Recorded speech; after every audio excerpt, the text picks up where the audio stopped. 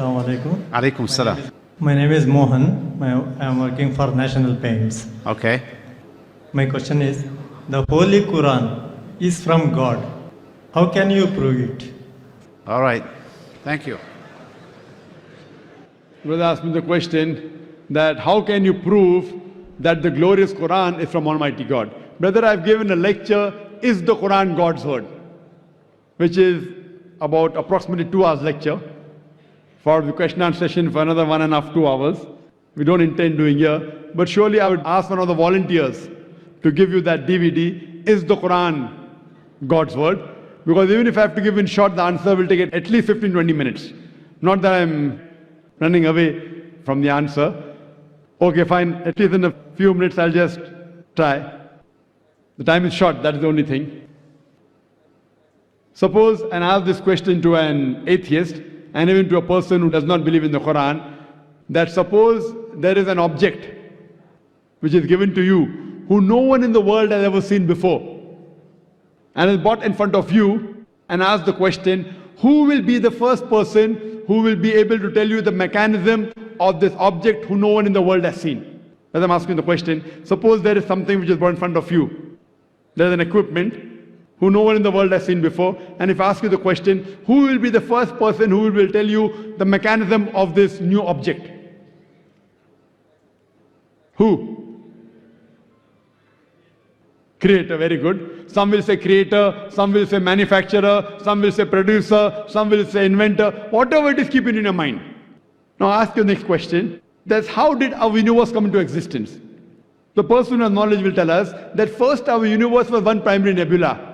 Then there was a secondary separation, the Big Bang, which gave rise to galaxies, the stars, the sun, and the planet Earth on which we live.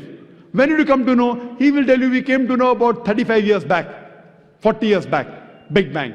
Now this thing is mentioned in the Quran 1400 years ago in Surah Anbiya, chapter number 21, verse number 30, where it's mentioned, Avalam yaral lazina kafru. Do not the unbelievers see anna samawati wal arda kanat ratkan fasaknahuma, that the heavens and the earth were joined together and we clove them asunder. This Big Bang we're talking about is mentioned in the Quran in a nutshell 1400 years ago. Some will say, maybe it's a fluke. No problem, don't argue with it. I ask the next question. What is the shape of the earth? So the person will tell me that the shape of the earth is spherical. When I ask the question, when did you come to know? He will tell that recently, 100 years back, 200 years back, previously we thought that the earth is flat. It was in 1577 when Sir Francis Drake, he sailed around the earth and he proved that the earth was spherical.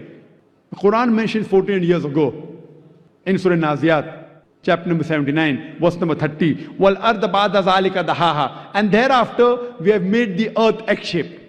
And today we know that the world is not completely round like a ball. It is geospherical in shape. It is flattened from the pole and bulging from the center. And the Arabic word dahaha refers to the egg of an ostrich. And if you analyze, the shape of an egg of an ostrich is geospherical in shape. Who could have mentioned that the earth is geospherical in shape in the Quran 1400 years ago? Someone will say, okay, maybe a Prophet Muhammad, peace be upon him, he was very intelligent. Don't argue. Continue. When we ask the atheist or a person who doesn't believe in the Quran that the light of the moon, is it its own light or reflected light? So he will tell us that previously we thought that the light of the moon was its own light. Recently, 100 years back, 200 years back, we came to know that the light of the moon is reflected light of the sun. The Quran mentions in Surah Furqan, chapter 25, verse 61, that the light of the moon is borrowed light. It's described as munir or nur, borrowed light or reflected light. Who could have mentioned this in the Quran 14 years ago? When I was in school, I had learned that the earth and the moon, they revolved and they rotated. But the sun was stationary. It did not rotate about its own axis.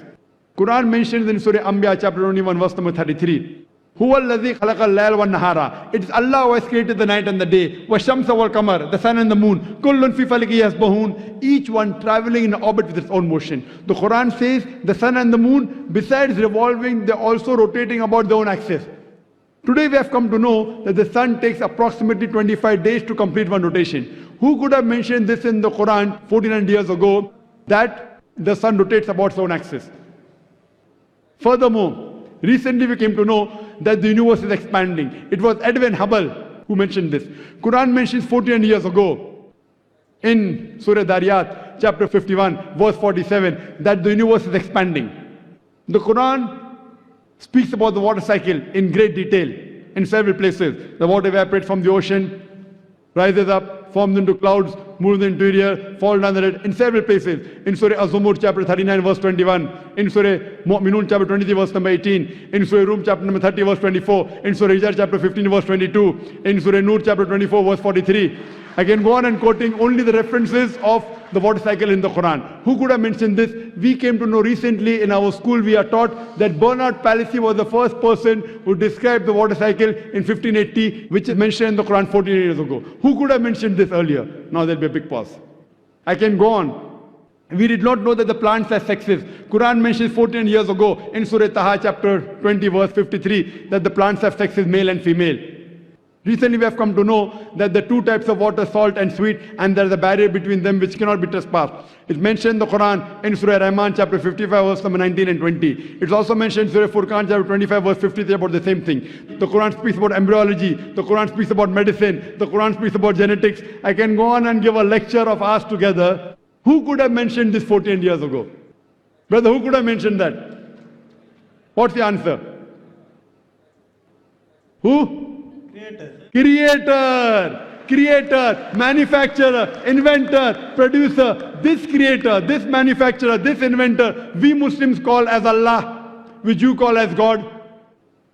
So this Quran can be proved scientifically that the word of God. Because Quran, the word of God, is far superior to science. Today, science is the yardstick for many of them. I'm not trying to take the help of science.